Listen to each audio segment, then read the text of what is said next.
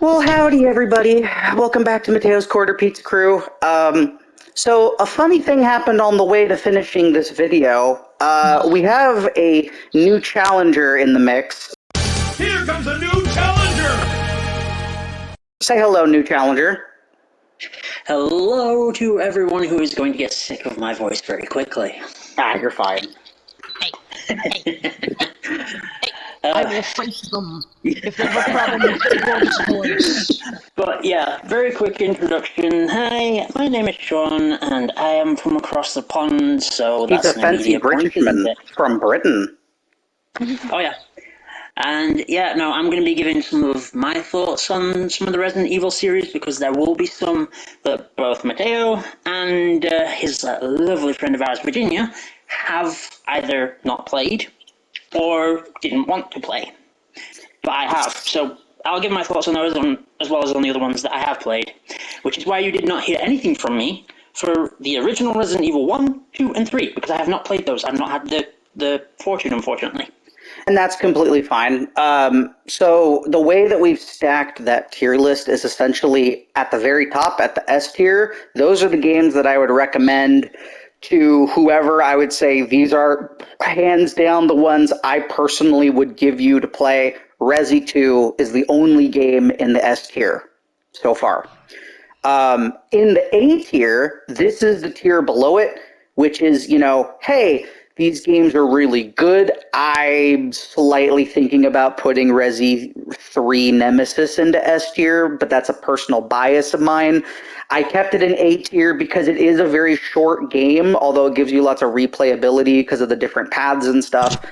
Resi 1 is also in A because it's a good starting point for people if they've never played games like Resident Evil. It's kooky and goofy enough to offset a lot of the horror elements. B tier currently has nothing actually right now, and then the B tier is the ones where it's like they exist. I'm okay with them. I don't have any personal hatred for them. I might recommend it to people if I feel inclined. Then there's the bottom tier, which is we skip C and go straight to D. F tier doesn't exist because a game has to be unplayable for it to be an F tier. D tier is Code Veronica. Yes. I had it in C tier, and then I got rid of C tier and lowered it to D because, yeah, give us your thoughts and maybe I'll agree with you. Go ahead, Shad. The floor is yours. Yeah. Okay, so now this is something that has to be said first of all, so that anyone who doesn't know this knows it, so that they understand going in. Code Veronica was made specifically by Capcom in response to people who had played 1, 2, and 3 and said, "This is too bloody easy. Make it harder."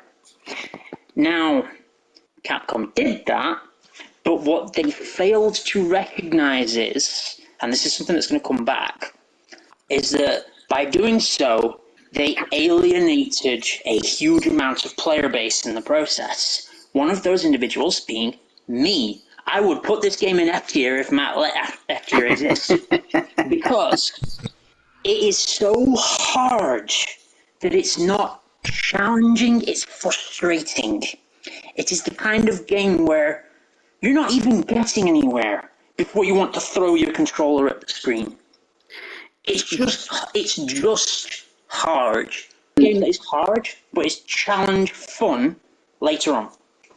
I mentioned in the last video how you wasted 120 crossbow bolts trying to kill 2 dogs, and you just said screw it and put the game down. Yes, that is correct. That is exactly what I did, because I'm thinking, okay, I know I'm not brilliant at these games, especially not with this perspective of the tank controls, but there's no way I'm that bad that I shouldn't be able to kill 2 normal enemies with that much ammo. Virginia brought this up. Enemies were like sponges sometimes. They just took so many bullets that you're like, why aren't you dead yet? Why is this thing... It's quicker just to run around them. That's at most points. Another thing, too, is that there is a boss specifically where you need sniper rifle bullets, and Virginia, didn't like a magazine even say you're going to soft lock yourself if you waste the bullets beforehand? When you get to the section of just touching that gun, not even near the boss, it tells you do not use a single bullet until you reach that boss battle, otherwise you will never beat the game. Yeah, so that's not fair. It's not. And you probably made a good point to stop, because unlike you, Sean, I'm beating this game out of pure damn spite. So... And there again is the problem. Oh, I agree, Sean, and I'm sure Virginia does too, where this game deserves a remake because it really damn needs one. Yeah. No, it freaking needs that. And interesting story aside, I'm kind of with Sean thinking on it. Yeah. Where it's like, we're casting this one into the abyss. It is F. Yeah. I don't have an F tier, I'm sorry. I don't do that. Well, but I do. But if you guys want to put it there, that's fine. I know people that like this game, and that's fine. If you like the challenge, like my friend that likes this game, he plays every game on hardcore mode. So it's like maybe he has a bias, which will come up later when we talk about the other games. But moving on from Code Veronica, we also talked about 4. In 4, we put in not so much S tier, but it's high A tier. Yeah, the original Resident Evil 4, regardless of which you played it on, because there's not too much difference between the different versions, is a solid A tier game. Yes. Now, there's some minor reasons as to why I wouldn't say S tier. Button mashing. But that is one. Yes, the QTEs can go down a fire. Yes, you need cactus. Now, the other one that I would say that stops it from being S tier in the original game is just there are some sections of the game, aside from the QTEs, that are so frustrating. Key point for me, and I am so glad this is not in the remake, is the section where you are dealing with one of Salazar's minions in the falling cages. Oh god, the abomination. Because fighting it on the ground was fine. That I can do that section no problem. But the cages, it only takes one slight mistake. It backhands you once, and then your timer's out and you fall to your death. That's not fun. I soft-locked myself in that section because I was out of bullets by the time the actual boss battle started. No, yeah, so you can't even shoot the sucks. things to open the gates, so you're stuck. And soft locking should never happen in a game. That is just bad game design. I agree. That's a cheap never way be to do backed it. into a point where you can't finish a game. Now, look, I'm all for, if you've wasted all your bullets, you're going to have a hell of a time in that boss battle. Yeah. But if you have no bullets, in that original section, you couldn't even shoot the buttons that you needed to shoot to open the gates to be able to progress. So you physically had no way of completing that boss battle. And because of the save system, you would then essentially have to restart your entire game again to know that you needed to save bullets for that boss battle to be even able to get through it. Right. Which isn't good. So, yeah, things like, little sections like that, where it's just frustrating, it's not helpful, and you can softlock yourself, and the QTs, those are the two main reasons it stays out of S-Class. But it is a solid A-Class game, and it is still one of the best Resident Evil games. Oh, it is. Hands down. Like, I have personal gripes with it, but solid A tier, I agree. And with that out of the way, now we can move on to the action era. The games from the PS3 all the way up to the PS4, actually, in that era. On Xbox 360 and Xbox One, respectively. We come to one of the start of the divisive titles, Resident Evil 5. Oh, yes. Resi 5, a.k.a. the first Resident Evil game I was forced to beat on hardcore mode, including the DLC. So, It was hell. yeah. So I'll bring up a point that me and Virginia share on this, and I think you do as well, Matt. Resident Evil 5 is a game that, when you play it alone, It's at rough. best, even if you're into that kind of game, it is B tier. Yeah. However, if you have someone you can play it with, it then jumps into A tier. Because it is so much fun to play with someone I agree. else. No, I agree. I think that Resi 5 is much better as a co-op. I mean, you could tell it was meant to be a co-op game. Yeah. And I think Virginia and I talked about this a little bit. When you play with it by yourself, the AI is so dumb. Yeah. It's like AI. It's like the AI just like, Sheva, no. Sheva, put it down. Sheva, stop trying to hand me something. Someone's trying to chainsaw me to death. Sheva, what are you doing? Sheva, why did you lock me in here with this thing? Oh god, the fire, it's everywhere. Why do you hate me? Yeah. That said, the AI does save you because unfortunately 5 picked up something from the original 4, which was the QTEs and the button mashing. Yep. So Yeah. when you are in, this is the worst part for it. When you are in the final boss battle with Wesker, if you are playing as Chris, you actually have an easier time with the AI than you do with a human partner, because a human partner has to button mash a Sheva at one point so she doesn't fall into the volcano. I swear You're that's respons- bugged. Sometimes it'll Oh, just yeah. drop you even if you are mashing it. Yeah, and now your responsibility as Chris at that point is just to keep shooting the hell out of Wesker so he doesn't attack her. And if you can do that with the AI, they'll manage every time.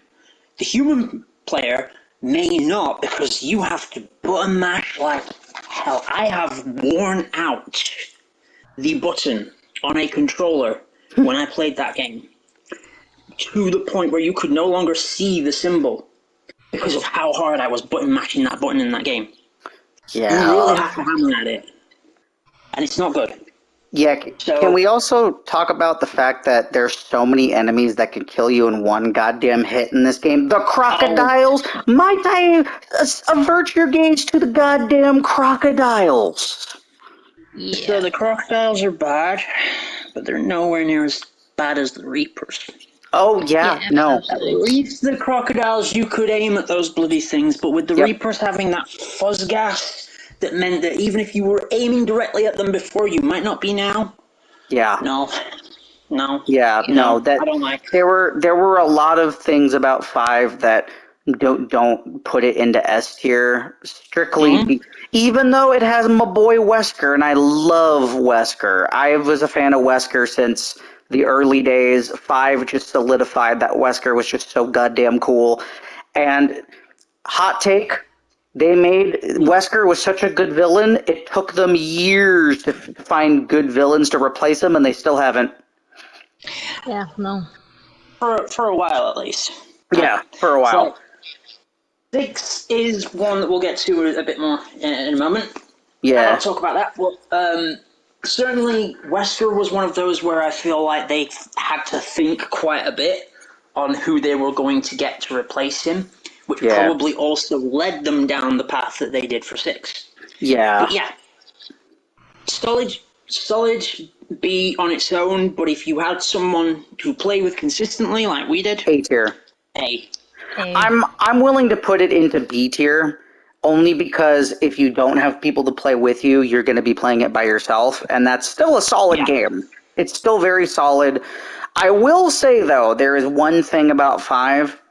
I do have some bias to it because this is the Resident Evil game I played the most because a friend of mine, actually a lot of people back in the day played this co-op. Like, even on people's 360s, I was playing this game at people's houses. I'd be spending the night, or I would just go over to the house and we'd be playing this. I played it on my PS3 with some people. One of my best memories of 5 is it was me and a friend, the guy that played it on hardcore. and we were fighting Wesker when he goes, "I have only 7 minutes to deal with you." Oh, yes. And you have to fight him in this like temple thing. So I went one way, and the friend went the other way because we're like, okay, if we split up, if he tries to get one of us, the other one can help assist, but at least he's not going to get us with our backs turned. So we're running around, and the AI didn't know what to do, so it just started stalking in a circle. And I was watching him just stalk in a circle, and I'm like, what is he doing? I'm over here. He can clearly see me. He's just walking in a circle. He can see me. It's not like he couldn't come up to me and attack me. He's just walking in a circle. My friend decided to move an inch, like literally accidentally moved his camera. The AI stops, does a full 180, screams out, "Found you!" And then Sonic the Hedgehog's all the way to the other side of the map to one-shot kill him. It was like, you can only get those moments with Resi 5. There's only Funny. It's a fun game because of that. And so, yeah, I feel good with it being in B tier. But now we get to the Michael Bay of Resident Evil games. Oh, come Yeah, on. so it's this better is where than our opinions diverge a little bit. Because, first of all, 5 has the same thing as 6, in that because it was designed for co-op, we have to be fair, it was designed for co-op just like 5 was. It is a lot more fun to play when you have someone to play with. Now, I can see where you're coming from, the Michael Bay, but again, I've made this point with other people before. They had to up it to a bigger scale. Fair. Because in universe, by the end of 5, you have organizations like the BSAA. Yeah, you have, all these different organizations with years of experience and training. And, capable, qualified people like Chris at the helm of these teams that know what they're doing. If you tried to introduce a small-time event like the original Resident Evil Mansion or even Raccoon City level, they'd have that mocked up, contained, and quarantined within a few hours. Right. You had to go big to match the scale of the power the protagonists have. It's the scaling power that every storyline has.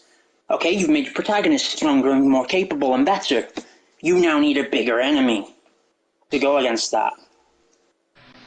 And at the same time, they cleverly introduced, the family with Simmons, which links back to who the hell has Ada been working for all this time? Right. You finally get some answers for her, which is good. You also see, okay, this is the bastard that called for the Raccoon City bombing. There's answers to questions that people have had in the previous games for a very long time in that game.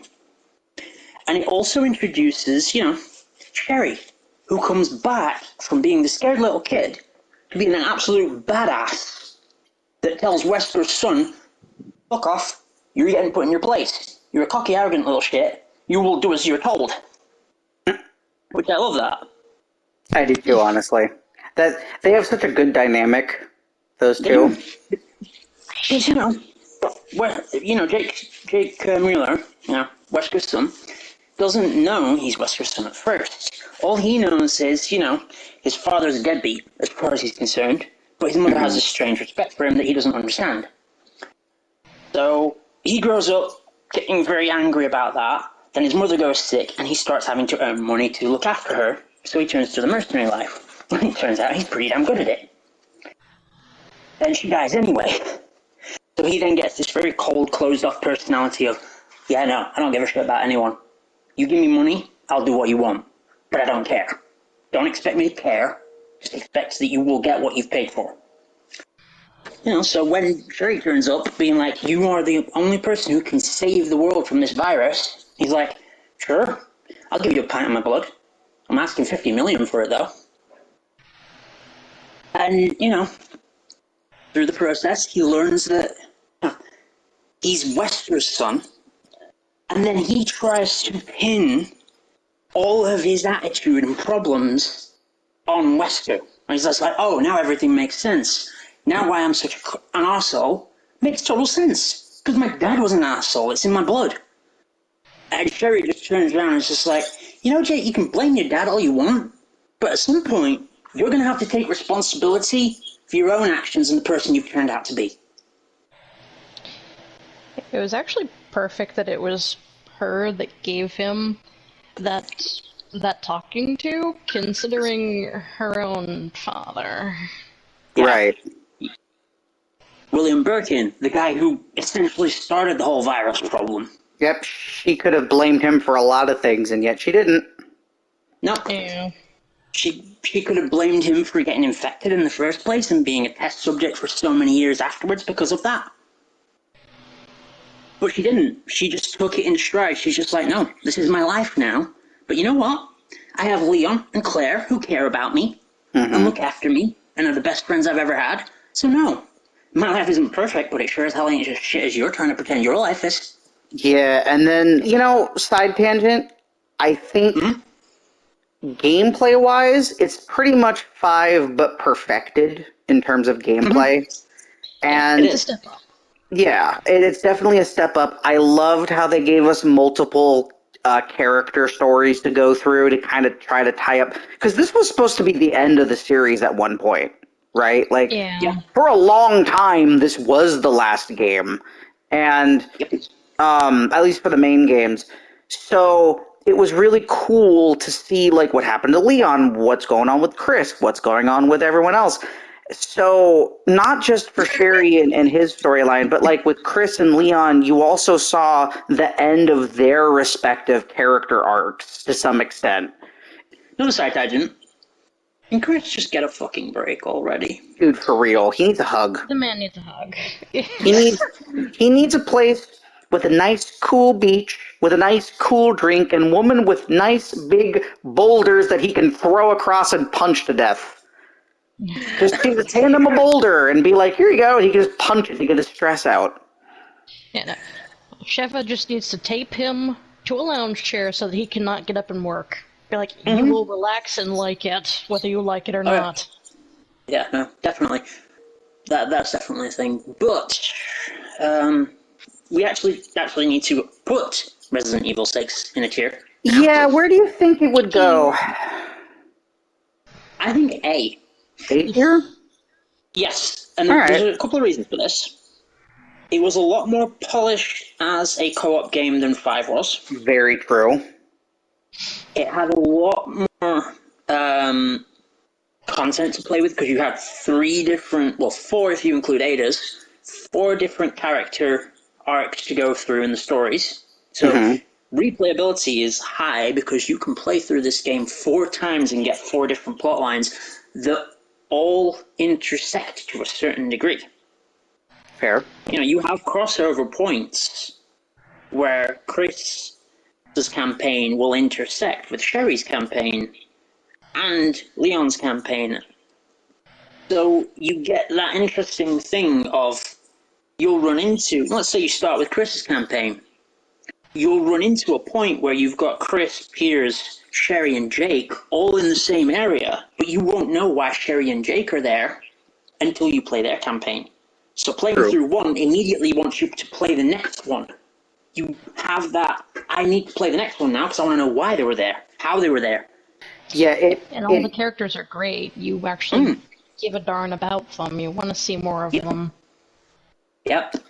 it definitely gives Resi 2 vibes with the whole like, oh, that character's here now. I wonder how they got there. I guess I'll just put the other disc in and see how that campaign goes. Yeah, no, and that's a good thing. It's just like, I think 6 gets far too much flack. It does. Because he did a lot of things right. It brought back a mechanic from Resident Evil 2 that everyone liked. That's Just true. that intersecting pathway of different character stories and seeing how they worked with each other. That said, some of the vehicle sections can munch cactus. Oh, the vehicle sections can to an extent, but I still like them. Again, it's one of those things where if you're playing with an AI, it might actually be easier. Right. Because the AI just does its job. That's fair. That is fair. Because, they designed it because the vehicle sections are on rails.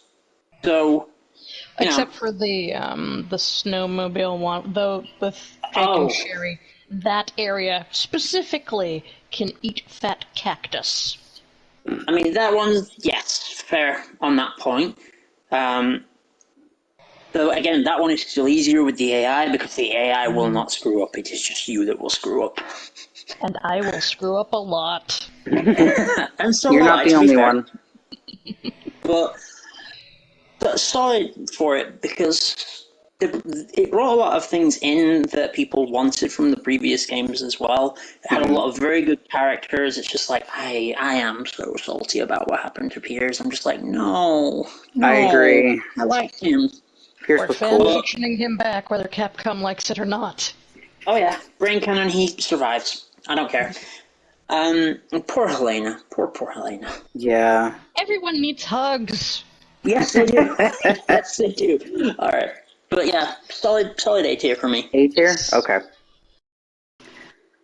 Well, I actually feel like 5 and 6 were very easy to actually put into a tier list, which was surprising. I thought we were going to have a lot more to talk about with these, but it seemed like we were all kind of on the same page. Yeah, because we've had a long enough time to, actually appreciate the games, which I think is something that a lot of people are now seeing, not just with the Resident Evil series, but with video games in general. A lot of people are now going back to games that were trashed when they came out and realizing that once you go in with no expectations, they're actually fun games. Yeah, Virginia and I actually talked about this before we started the tier list. We were talking about cult classics, where it doesn't, Labyrinth of all movies was panned horribly when it came out. By critics. Mm-hmm. Yeah. And now it's like this cult classic that Rocky Horror Picture Show, a Goofy movie. Of all the things to be panned by people, Goofy movie, they were like, wow, this is just a nothing movie. There's no... But nowadays, it's like, no, this is a staple of the 90s and the late 80s. You need to watch this. You are legally required to show your children this movie. But yeah, I think that's because it's interesting going back to games that, didn't get a good reception, but no one really understood why. And then you go and play it, and it's actually, no, I'm having a lot of fun with this. It's just like, tangent, real quick, try and keep it short. But when I looked at what they had put into the Classics catalogue a couple of months ago, and I made a sound that Virginia heard, because I lost the ability to speak, and I was just making sounds, because I saw that they had put into the Classics catalogue on the PS Store Legend of Dragoon. Add the original one. Mm-hmm. You know what's funny, Sean, is that I've heard nothing but good things about Legend of Dragoon. Everyone I've talked to is like, Legend of Dragoon is amazing. So hearing that it's considered like a cult classic or whatever, it's like, did people not like this when it came out? I didn't hear anything about bad things about it. Here's the thing, right? It was a Sony-owned property. Right. And it came out around the same time that, the Final Fantasy thing was setting off. So it was discarded as just another Final Fantasy attempt. But at the same time, those who wanted, picked it up like me and actually did play it quickly fell in love with the game. So it then had this weird thing where it was dismissed as just another Final Fantasy clone by mainstream media, but anyone who actually took the chance to play it loved it because it had very, very unique systems at the time, like the addition system was something that no other game had done, where you could increase your damage with clever button timing. The level, that's basically the it. fucking DMV. Oh, that was hilarious though, and you could make that easier by knowing what to do. Oh, I know, but still. The other thing that was good about it, Final Fantasy VII had the horrible thing of, yes, we need to introduce a character death to one of your party, but Aerith dies, and if you had Aerith in your team and you were working hard on her... Spoilers for FF7, by the way. Oh, yeah. If you haven't played the original Final Fantasy VII at this point, considering it's available on the PS Store, and it's been, 30 years more... It's literally everywhere. Yeah. You're not being spoiled, you had no interest, let's be fair. Aerith dead, and if you had been using her as one of your party at that point, there's no replacement. You've lost that character for good. And all the work you put into them, lost. I was so angry. After I got over the sad, it was the immediate salt. Oh yeah. Which then cheapened the character death, because you were more peeved about what you just lost in the game than you were about the character you lost. Meanwhile, in Legend of Dragoon, they do it straight out, and then you feel it for the whole rest of the game. Yeah, no, so, first character dies, is replaced by another person, but they keep their weapon, their progress, everything just gets transferred over to that new character.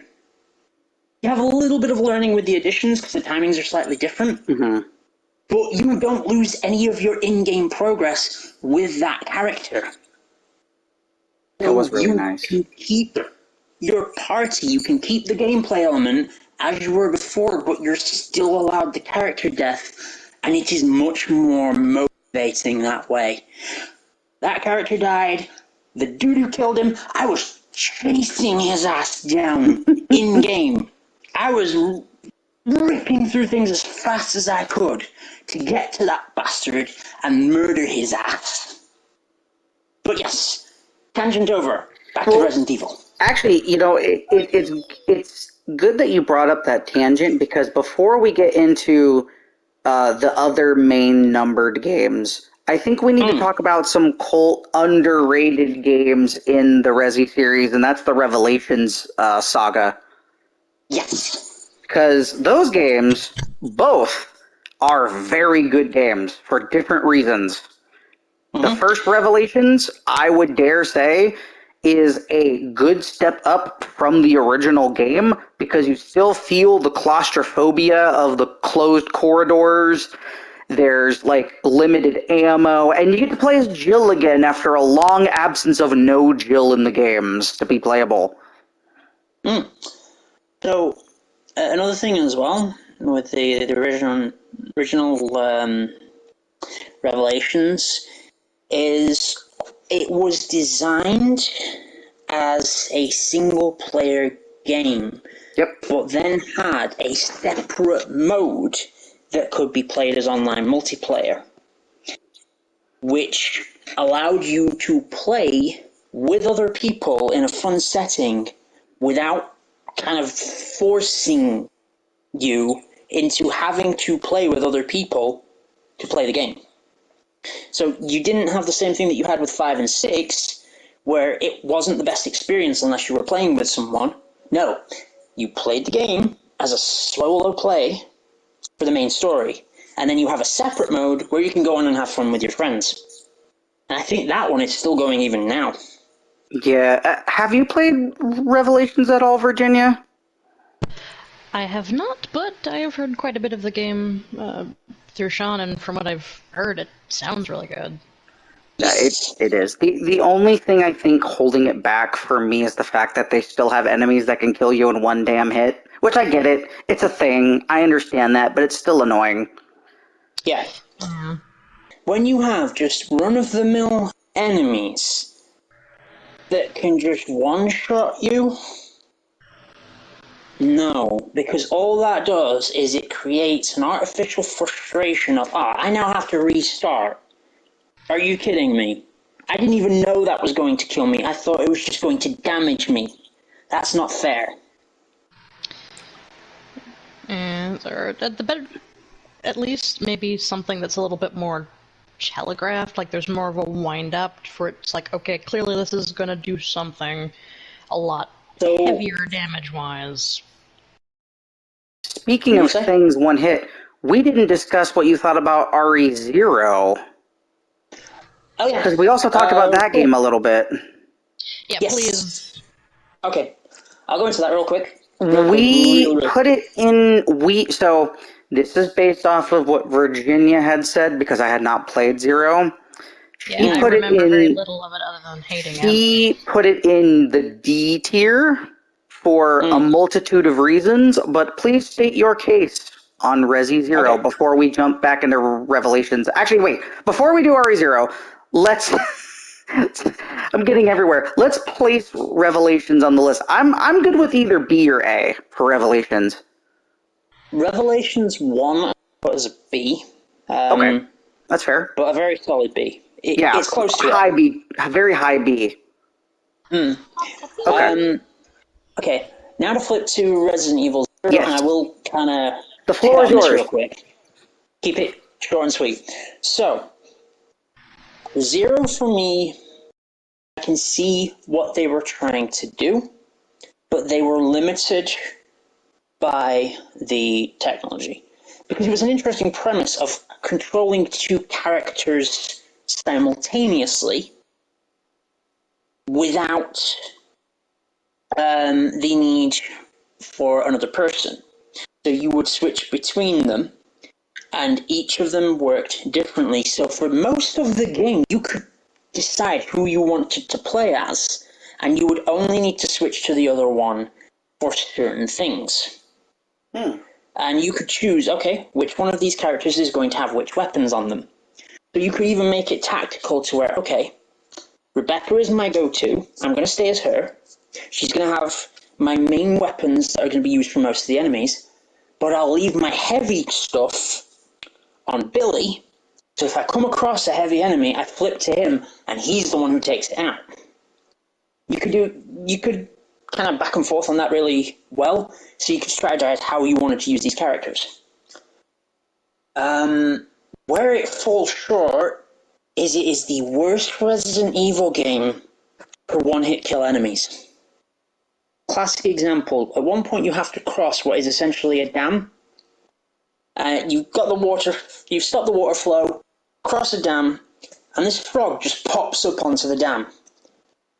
And at no point give you any indication that it is more than a normal enemy.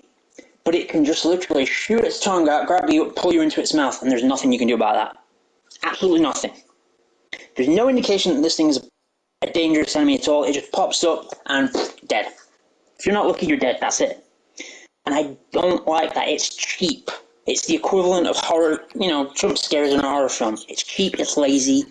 It's just a way to make you have to replay a section, which isn't fun. Yeah. I do agree on the jump scares thing. It's like a sucker punch. Yeah, it's not fun. You would expect that from a boss. You don't need that in the kind of fodder enemies. Right. So where would you put Zero then? 0? Honestly, I would say it is B tier. It would be low higher B? if not Okay. for that problem. Low B? Because 0 introduces the backstory to 1 as well. It gives you, okay, how did this all get loose?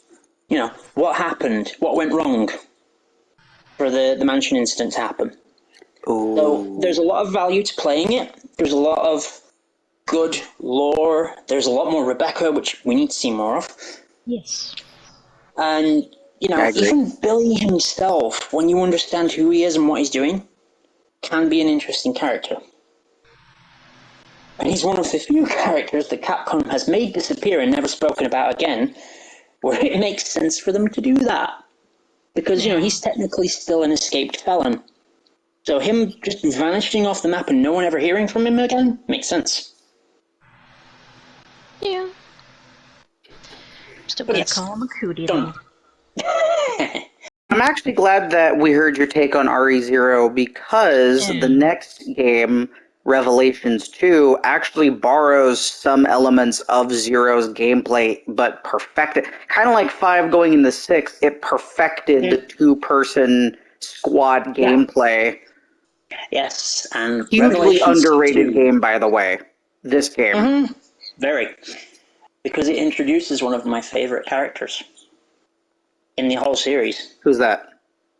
Moira Burton. Ah, Moira. Because, She's a cool character. yeah, they do this in one of the remakes. Moira is one of the few characters in the Resident Evil series that had what I would call crowd appropriate responses. In other words, she felt like how we feel when in that situation. Because, you know, they roll in, they kidnap her and Claire from the party. And all she knows is she wakes up with some weird-ass bracelet with a needle jammed in her arm that she can't get off. She's in a cell, she's on her own, she doesn't know what's happening. What does she do? She freaks the fuck out. Whereas Claire wakes up and is just like, oh shit, I got kidnapped. Okay, let's figure my way out of this. Just a typical Tuesday. Yeah. So we have the beautiful character that is constantly saying throughout this entire game everything we're thinking in our heads. Can we also point to the beautiful man in the room known as Barry motherfucking Burton? Oh, that's, yeah. The best. Barry Burton as well. Literally, my favorite character in all Resident Evil. I know he's only been in a few games. I know that he doesn't do much. But god damn it, Barry. Barry is one of the best characters. I will die on this hill.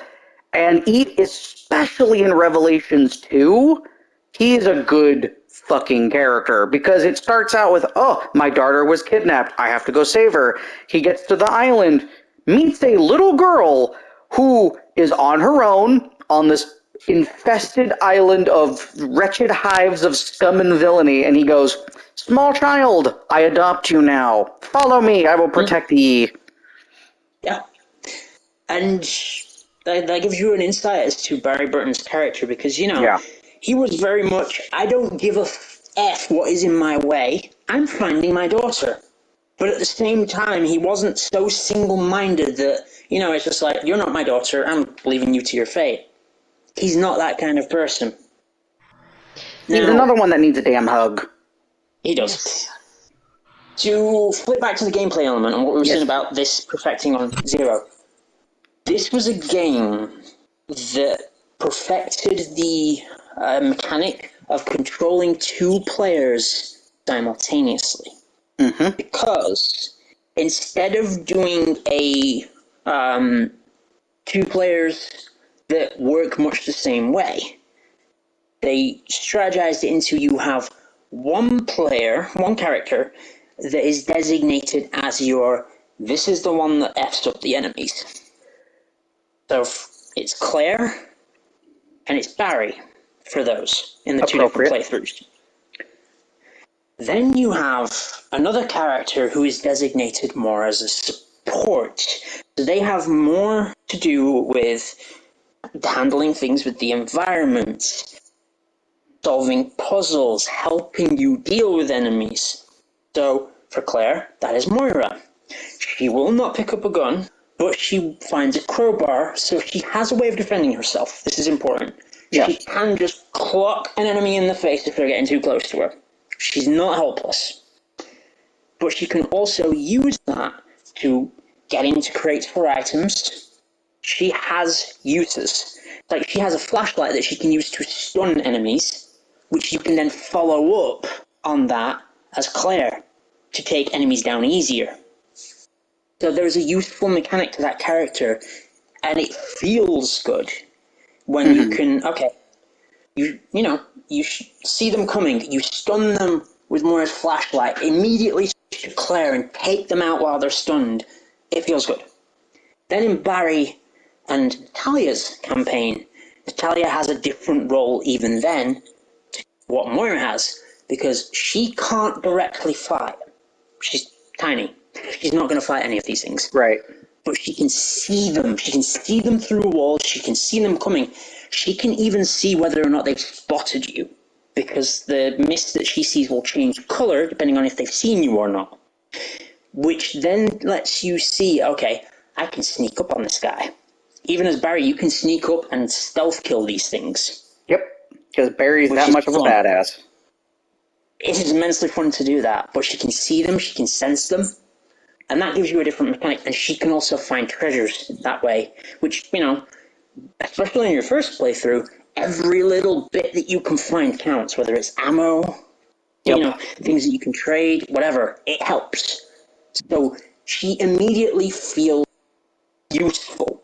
She immediately feels like she's not a burden to you. She's useful. She's someone that you want to keep around.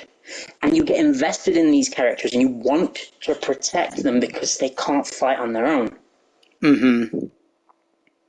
And the character development throughout it all great. is just very impressive. Yeah, it's all the characters grow to some extent. The villain was really cool because it was another Wesker kiddo, but while Wesker was, I'm going to take over the world because I want a perfect being and the world is blah, blah, blah.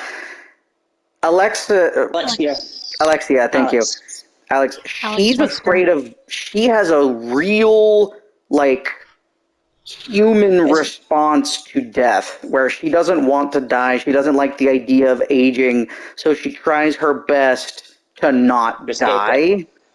So the difference between the two of them is very interesting to note, because not many people can understand Wesker's desire. Right. It doesn't, when Wesker comes out with I want to create a world where only the strongest survive, only the fittest, that doesn't resonate with a lot of us. However, when you hear Alex Wesker's motivation is that she's scared of dying, of aging, everyone understands that immediately. We don't like her. We don't want her to win, but her motivation is relatable, it's understandable. We know why this person's doing what they're doing. Something else of note with that particular motive from her, she's also an interesting villain type, because you have to look at it from the perspective of, okay, she's smart enough to do this. So if you imagine just the average person, if they had that capability, they could very easily become that sort of a monster. Just so afraid of death that you are willing to sacrifice so many people to save your own skin. Yeah. And another thing that it does, they use Kafka, the literature from Kafka, in the game as a central theme. Fear is a very big central theme as well, because it's what triggers the virus in the survivors, is whether or not they feel fear. And this is why Natalia ends up being selected, because she doesn't feel fear. Her bracelet, because the bracelets will flash different colors depending on the level of fear that the person's feeling, and hers never changes color. It never indicates that she's scared, because she's just done. She's finished. Her parents died on that island already. She doesn't care. She doesn't have fear, and that's why she gets selected. But everyone else does.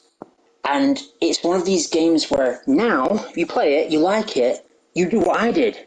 You look up Kafka, because you want to know more about what they've centered the game around, which then flies in the face of everything that everyone tries to say about video games. Like, they're no good for you, they'll rot your brain, go read a book instead. Well, guess what? I never would have touched Frank Kafka's literature had I not played that game. Yeah, the game itself was saying, hey, here's our recommendation. Kind of going off of what you were just saying, I've been playing a game called Steel Rising, and it's There you go. The French Revolution, but it's set with robotic automatons and things like that. Very, very historical fiction. But Lafayette is in the game. Marie Antoinette is in the game. You know who else is in this game? Goddamn Dr. Cagliostro. I wholly agree with what we've been saying about with Revelations 2. It's such a bummer that when the game first came out, they were trying to do the whole, like, oh, you have to buy a chapter every once in a while. You gotta buy, and then by the time they made the copy with all the parts on it, it was too late.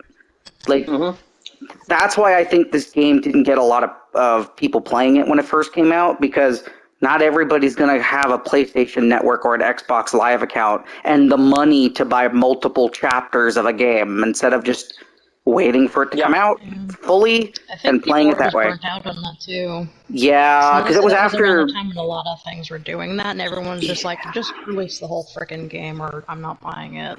Yeah, Telltale was doing it. A lot of other games were doing it. Luckily it's a practice that isn't too big anymore, and if it is, the chapters themselves are actual long things. But in terms of ranking this game, I want to say it's either S tier or high A tier. Honestly, I'm actually going to say it's S tier because of how much fun I had playing the game and how invested I got in the characters. Going to the plot, because that's another point. Character development in this game is as good, if not better, than some of the main numbered series. Oh, for sure. Because, to start with my favorite character, Moira. Due to an incident when she was younger with her sibling, she refuses to touch guns. She won't touch them. She point-blank refuses, even though there are zombies that are trying to eat her face off, which is why she ends up picking the crowbar. But at one point during a boss battle, you have the choice of reaching for a discarded gun as Claire, or a bit more involved process of reaching for it as Moira. If you do that as Moira, you help her overcome her fear of using a firearm, which then changes the ending of the game in her playthrough. I remember that. Which was a very good gameplay thing, but it was also a very good character development thing where you see that no, when it comes to it, when it actually really came down to it, Moira was able to push past the fear. She might not have done it for her own safety, but for her friend's safety, she was willing to push past that. Can we also address... I know that we've talked nothing but praise about this game, but before we move on, we need to talk about the elephant in the room, which is how Capcom has a thumb up its ass about not using the ending of this game to do anything. Oh, yes. So for those of you who may not be aware, or have not played the game, I'm pretty sure you're all aware that spoilers are happening in this discussion. So yeah, I've already put up a thing in the video that says the whole way through I'm going to say, here's spoilers. So, the good ending for this game is, Moira shoots Alex, gets her off Barry, and then you play as Claire, or Barry. I can't remember which one it is. Been a long time. I remember it as me being Natalia running away from Alex while my friend was Barry on hardcore mode, trying to not have me die. That's what I remember. Yeah. But basically, you have a scene where you're in and out of caves.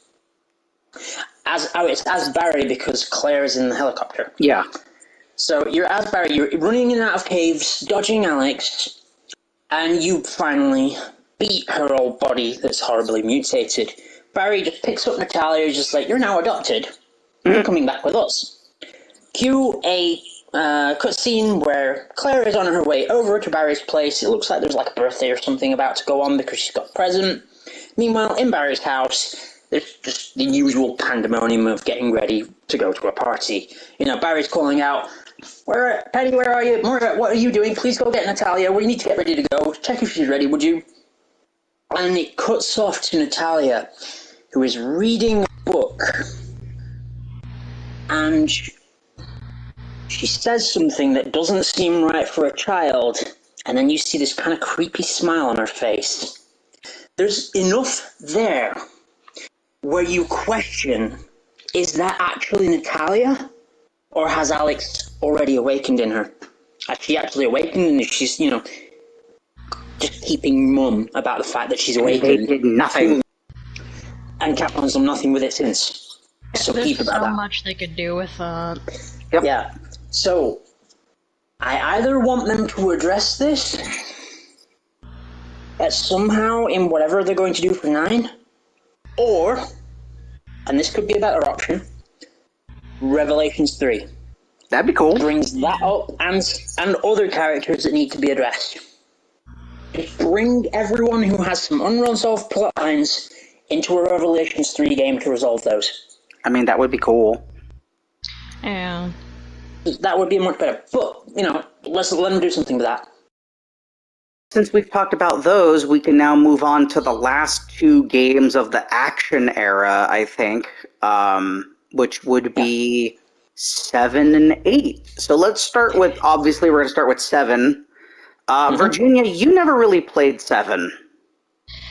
Yeah. No, and to be honest, I haven't played 8 either. My entire experience with those 2 games has been, hearing Sean play them, talking to Sean, and watching Seek, our buddy Seek, play the games over on his channel, so I can't really say too much about them, so this is all y'all. That's okay. Technically now you can play 8, but I know that you still won't for various reasons. Yeah, we'll get to that. So, As a clarification, I can't play first-person games. They make me horribly ill. which is fair. It took me a long time to get into first-person games, and even then, sometimes I'll play a game and I have to stop it because I'm like, wow, out of nowhere, this one's the one that hurts me. Go figure. So, yeah, let's discuss 7 real quick. This was the one that tried to, years after a very long hiatus of games that were mainstream, they decided to, make a game that tried to go back to the roots of Resident Evil in terms of the horror aspect. And they came up with a game that was basically Texas Chainsaw Massacre meets The Evil Dead. Yes. Playing the game through, I can appreciate it. However, they had one glaring problem when they did that game, is they tried to introduce a completely new character, which in and of itself is not a bad idea. But they introduced a brand new character that had the personality of cardboard. Yeah, Ethan in 7 didn't really Do anything. Yeah, no. He had no Really? personality to him at all. I get it, he's supposed to be faceless, but at the same time, you don't want to introduce a faceless character as a brand new character in a series that already has an established and well-loved cast of characters. That's not going to play out well for you. So, it was very, very hard for anyone playing it to get invested in what was going on. And it was more, oh dear God, they're trying to play this like I'm the person there. Forgetting that I'm not going to give a shit about Mia Winters. I don't know who she is, I don't care about her. I don't even necessarily want to save her. Where's all my OPs? What the hell's going on with them? And they forgot about that. So that's where it detracts, that's where it had a problem straight off the bat. However, once you play it and you get into the gameplay, it's actually quite interesting. And you do retain that sense of fear, of horror again. They did right. Because being chased by Jack Baker through that place was far more terrifying than being chased by Nemesis or Mr. X. Because you had almost nothing to fight him with when he starts doing that. At So least you in the really do have remake. to run and hide. In the And it's OG, totally I creepy. will defend Nemesis in the OG3 because one time I opened up a goddamn door and he immediately one-shot me. I hadn't even stepped through the door animation yet. He immediately just killed me. Wow. But that's a thing we can kind of get to. Yeah, that'll come up later. Then you play through and you encounter some of the other Baker family, especially the son. Oh god, he got his own DLC because he was so creepy. Yeah. And then the reveal. But that game is A tier. It could have been S tier if they'd given Ethan more of a personality and given us more to begin with on where this all sat within the established universe. Which brings me to the next one. So before I do, your thoughts on 7?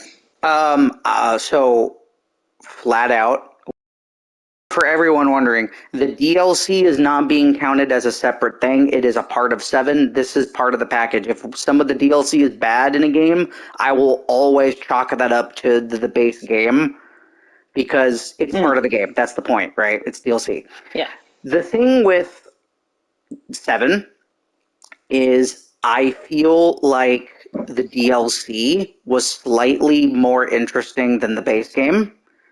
And there's a reason for that. Yes. So one of them is playing as Chris. You see what Chris randomly decides to show up in the story mode. There is a DLC where you play as Joe Biggers and he just punches the monsters in the face. And I'm like, you know what would have made this game S tier?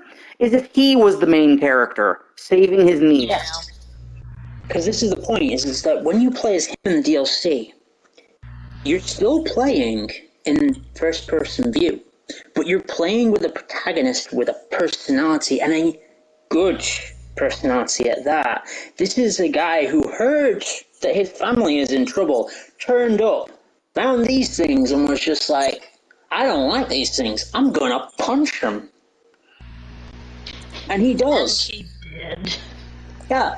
Yeah. And, he turns up, he saves his niece. And it's a lot more involved. And because you're working alongside this protagonist that's flashed out and has a personality, you get more invested. Right. You follow along with him. You want to save his niece. Whereas, honestly, even before finding out that she was a bit of a, let's be fair, you really don't care that much about Mia Winters, less so when, you turn up to save her and she just impales your hand. That's not nice. Plus, you also find out some stuff about her, and it's just like, okay, why is she still off the hook in the series? Oh yeah, I know. The Chris DLC pissed even more people off because he came in apparently working for Umbrella, and everyone's just like, the fuck? And they didn't explain that properly. No. And that's because that DLC was a rushed DLC to try and fix the problem of there's no connection to the rest of the Resident Evil universe. Right. 7's one of those games where if you took the name Resident Evil out of it and you didn't do the Chris DLC, it could have been just a standalone horror game that they made. Exactly. And there was the problem. That they gave it the Resident Evil name, but they did nothing to tie it to the Resident Evil universe. And then they did the Chris DLC to try and tie it, but it was rushed. It was poorly done. Now, where this all kind of flips on its head is at the start of Village. And I mean the start of game itself before you even get into the gameplay. Because as soon as you load that game up, there's an optional file you can access straight away, which is basically Zoe Baker's collected report of the events of 7. And it gives you so much clarity on where 7 fits in, everything that happened. You learn so much that now 7's events, to me, canonically make sense in Resident Evil universe. Everything fits and slots in. Now, if they'd taken a little bit more time, they wouldn't have needed to do that. It would have been already in the game, and you wouldn't have even needed the Chris DLC. You could have done it, but you wouldn't have needed it, because people would have understood. We're not stupid. Right. But they rushed 7 too much on the premise of we need to go back to horror roots. They focused too much on that and forgot that if you're going to put a Resident Evil name on it, you need to connect it into that same universe, unless you're specifically saying you're rebooting the entire bloody series. Yeah. Where did we say this fell again? Was it A tier? A tier, yeah. A tier. What part of A tier? Like middle of A? I'd say probably middle, yeah. Middle? It's not getting close to S, unfortunately, because No. it's missing too many things. Again, if the one guy's, if he was the main character, it would automatically be an S. Yeah, you Automatic. could have cut Mia Winters out entirely, right? You could have just left her in as an antagonist and not have her be the reason the protagonist turns up. Instead, you could have Joe Baker, the uncle, getting a message from Zoe Baker, his niece, saying, the family is fucked up. This weird-ass bloody girl turned up out of nowhere and is screwing the family over. They've lost their damn minds. Uncle, I need your help. Yep. And he's just going to turn up, punch the crap out of everything in his way, beat some sense into his brother, beat, Eve out of there, and that would have been a much more compelling story. Yeah, much more fun I agree. game. I agree, And it would but still have the horror element because you're dealing with these things up close and personal. You're punching them. and it's the guy's family, so that's Yeah. another layer of horror where it's like it's Body your horror. family that you're dealing with now. And that also then gives you another thing. Because, Ethan doesn't have to hesitate when he's being chased around by Jack. The minute he gets a weapon, he can start attacking. Mm-hmm. He can try and kill him. He can take his head off. Joe can't do that. That's his brother. Right. He can punch him. He can knock his ass to the floor. He can give him the beating of a lifetime for being a stupid brother. But he can't kill him, which then lends back into the horror element of, you can't stop this enemy. They're going to keep coming at you. They're going to keep chasing you. They're going to keep being a problem. Which then adds more impact to when you do have to Kill them. down. Unalive them. Yeah. So you then have that. So that would have been a much better way to go about it. Mm-hmm.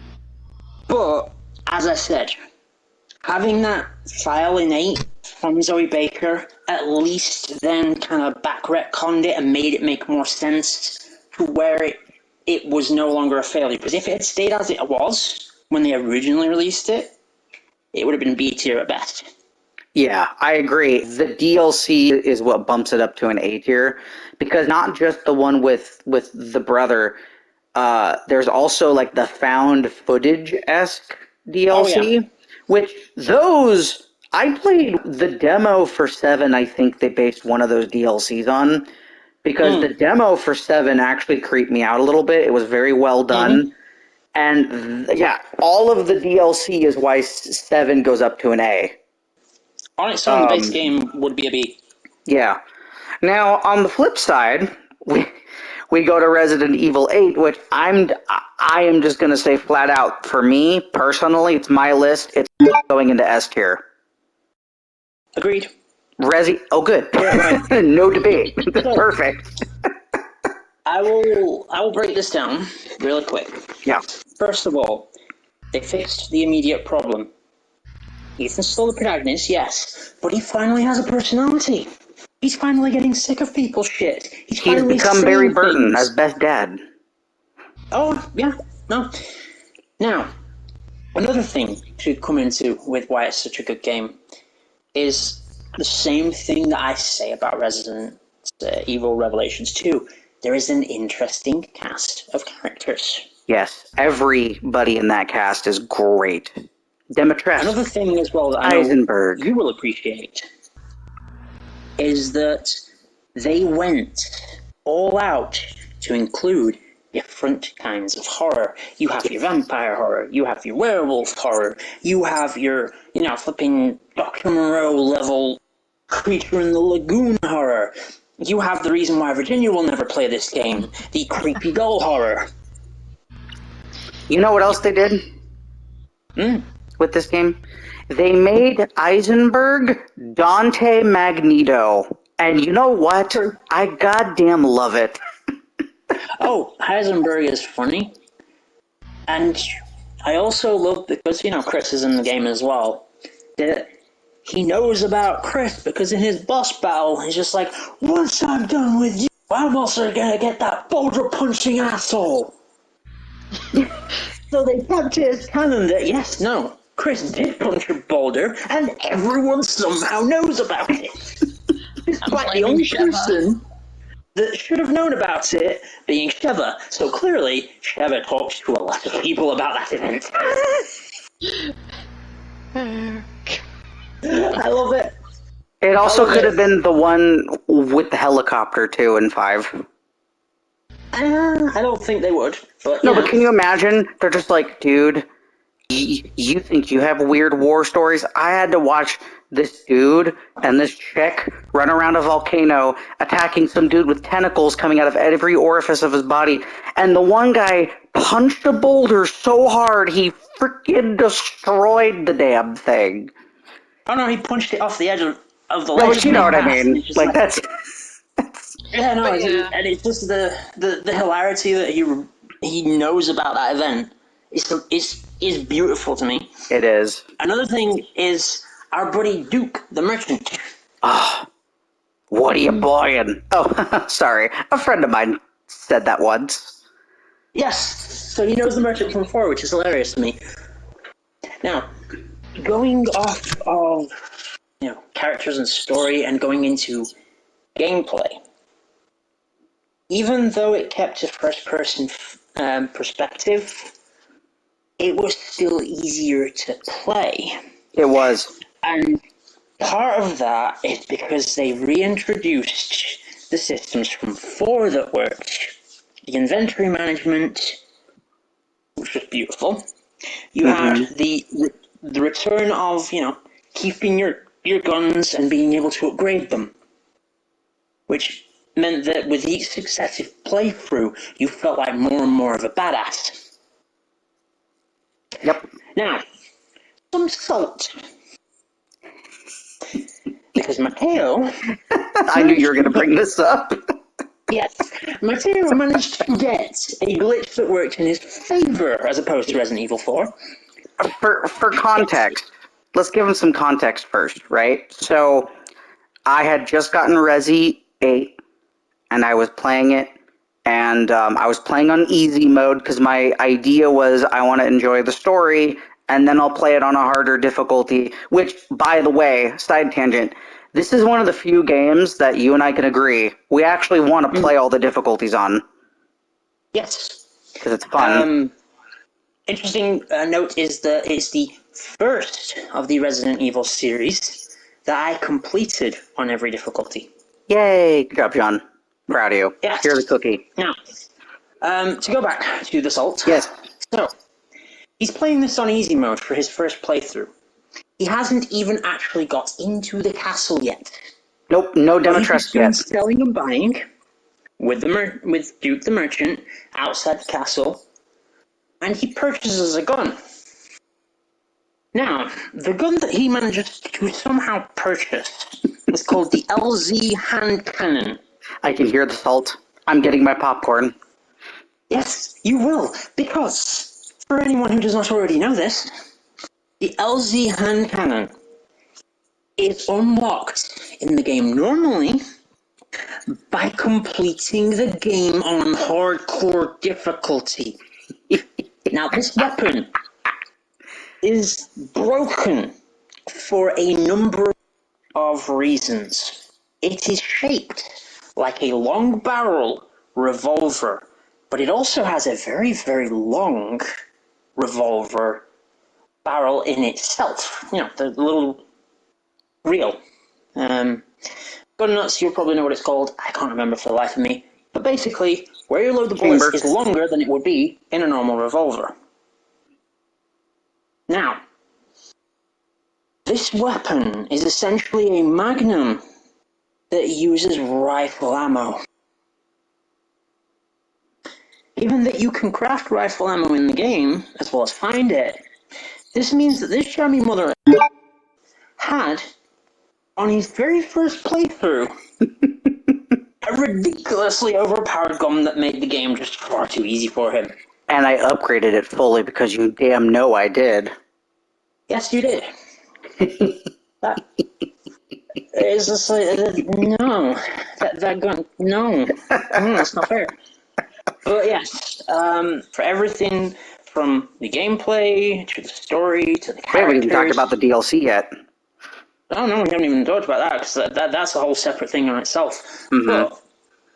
But one thing that I loved with this game, and no one realized this, and Capcom were just probably sitting there laughing their asses off because they brought their trailer out, and everyone saw a big tall dummy mummy vampire and hooked onto her like no one's business, and Capcom were like, oh, we have to take advantage of this, and made her the centerpiece of all the marketing. So everyone went into that game with the expectation of, oh, this is the big bad. This is the top boss. We're going to have fun. Only to find out that, psych, that's just the first boss. And she isn't even the worst one. Nope. They knew what they were doing. They Oh, did. of course they did. It was obvious And it when they was made hilarious. a towel with her on it. Life-sized towel. Yes, all 9+ feet. Now, the only reason that I'm not sat here like, Matt, we need an SS tier to put this game in, is because it had the very unfortunate problem that persists now, in that the reward for beating the game on the highest difficulty is not worth the effort. It's really not, because when you beat all the stuff, when you do every single thing in this game, because you told me about what you get when you do basically everything, you get a gun that basically is useless. So to put it into context, let me give you an example. When you beat Resident Evil 4, the original one, on the hardest difficulty, professional, you get a very, very fun weapon that turns the game into a joke. But that's good because you've completed it on the hardest difficulty, so there's no challenge for you anymore. There's no point in giving you a challenge. Instead, you get the laser gun, which you can either fire quick and it goes off like a flash grenade and stuns everything, or you charge it up and it'll murder anything. Like, absolutely. Which turns the combat in the game to a joke, so you can have fun doing other things. Now, in Resident Evil 8, when you complete the hardest difficulty, you unlock the rocket pistol, which has trash damage. It's like 500, magnums isn't it? 500, yeah. Which, for comparison, the weakest pistol in the game fully upgraded has 130. So, this thing only hits about roughly four times harder than a pistol bullet does. Now, that in itself is bad enough. But you also have to factor in that this thing uses its own proprietary rocket ammunition that you have to craft. So you aren't going to get a lot of bullets for this. So it's not really worth it. Because all it does is stagger enemies, that's it. Which you don't need, because you can get infinite ammo for one of the magnums, and once you have that, you have infinite ammo for the Wolfsbane or the Stake magnum. You don't need to stagger enemies, you can just kill them, one shot. It's pointless getting that gun. Also, on a second note in that, as to, not worth the effort, to get the best knife weapon in the game, what is effectively a lightsaber, you have to beat Mercenaries mode with SS rank on every level. No, that's not worth it. Just get a I better agree. knife. Because the only thing that you would realistically even need that knife for, because you don't really need the knife that badly, is if you want to try and complete the optional in-game challenge of beating the whole game with just a knife. Which, That's the screw only that. reason that lightsaber would be useful. No, it's not. And sadly, that is something that it's not just this game. It's in a lot, not even just Resident Evil. A lot of games have this problem now, where you do all this work to beat it 100% because you know they're going to give you something, and then when you And what get they it, give you you're ain't like, worth it. "This is it." Like, Yeah. I didn't have Well, to. It's like getting a gold star, essentially. It's like, yeah. here you go. Participation award. You got 100%. Yippee for you. No. What you should get, and as I said, Resident Evil 4 original game did this very well. You should get something that fundamentally changes Yes, how that game now plays. agreed. Like, imagine if you got something for completing the game on the hardest difficulty that made Dimitrescu run away from you in the castle. That'd be fun. Exactly that. Imagine something like that, just an accessory that you could equip. Because you had the accessory things that you could, attach to your gun. Imagine if you got one that you put that on your gun and every single enemy in the game is just like, nope. Pew. Oh no, they've returned! Flee for your life! Because that would make sense as well. You completed the game on the hardest difficulty.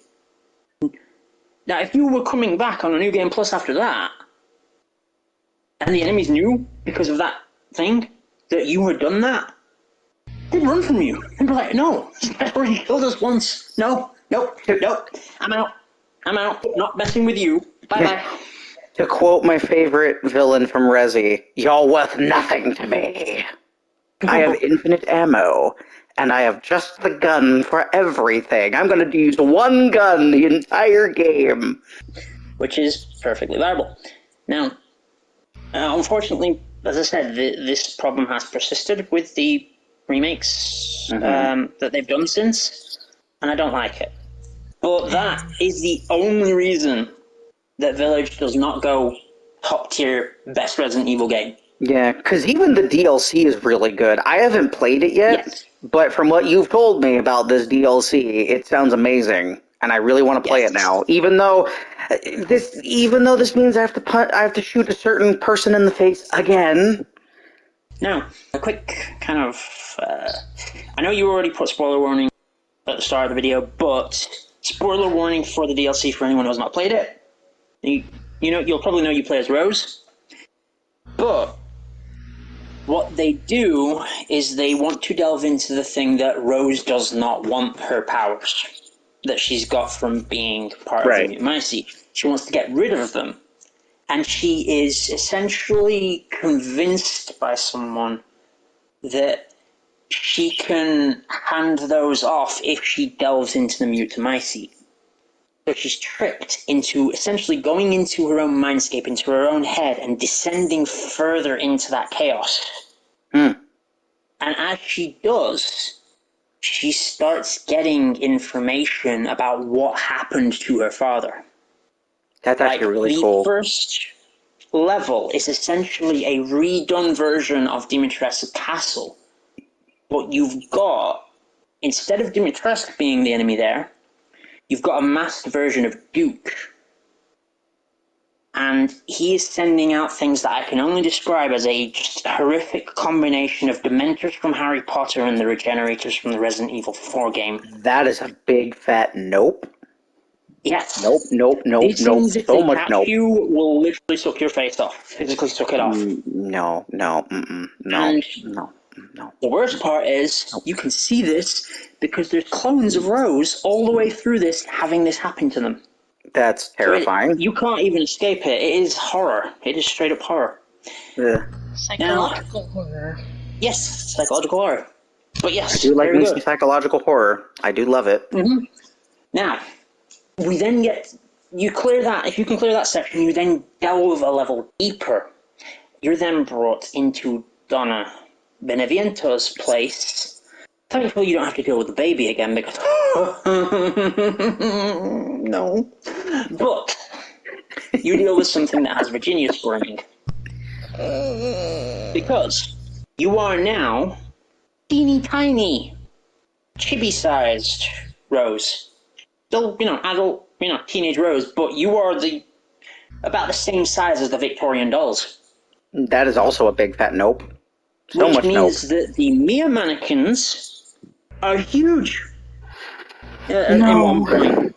No. So No. you play through it with all different sizes of dolls and mannequins and whatnot, and that section plays out more like Metal Gear Solid to an extent, where you have to watch patterns and find the gaps to get through because you can't fight these things.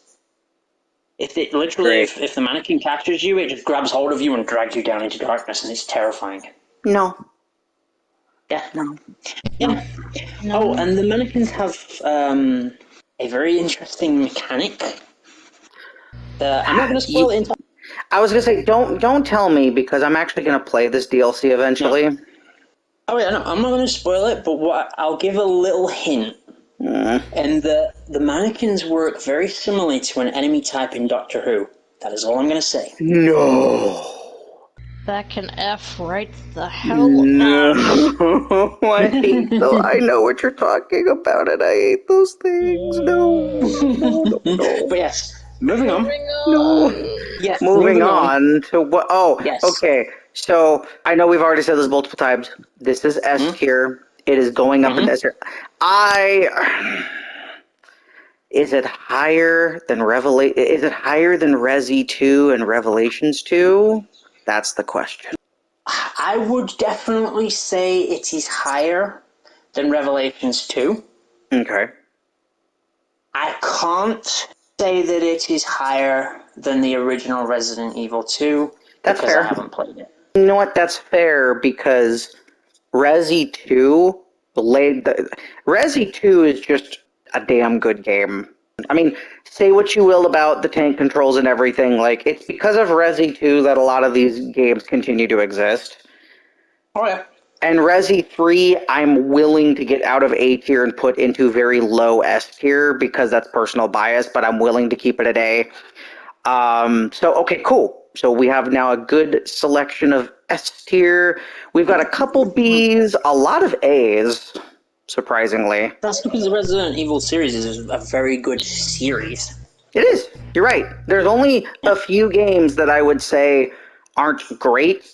2 of them were ports because they were ports and you can't help that. But Code Veronica unanimously seems to be the only one in the low tier right now, which I think is going to be the case at the very end, to be honest. It might be lonely down there. Actually, I don't know because we're going to get into the side games eventually, so maybe not. Though, something that I'm going to poke at, Matt, for the people listening. Obviously, we've given our opinions on what we think is good, but I don't think we've necessarily touched on everything in the games. So, for everyone listening in, what I want to see is you're putting in the comments your thoughts on what's good and bad about these games, and then we can collect these up from all the videos, and then we can do one more where we all address those comments. That'd actually be really fun.